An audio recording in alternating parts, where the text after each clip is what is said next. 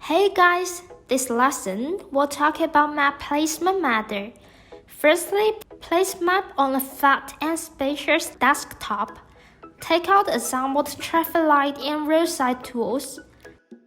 Place the roadside in this circle. There is no front or back side of the roadside, but it needs to face the white straight lines so that one can recognize the roadside. After starting the game, we need to manually change its direction so that AiNova can change turning direction.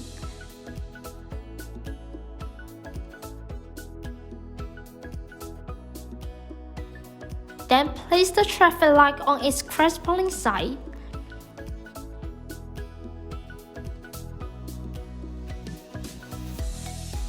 The direction RGB module should face the horizontal line on map, so the AiNova can recognize the traffic light.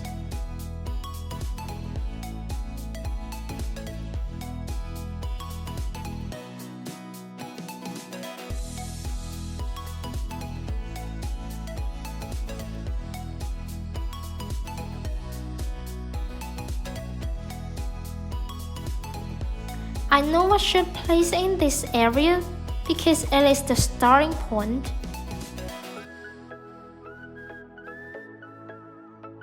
Now, switch on battery box and controller of traffic light.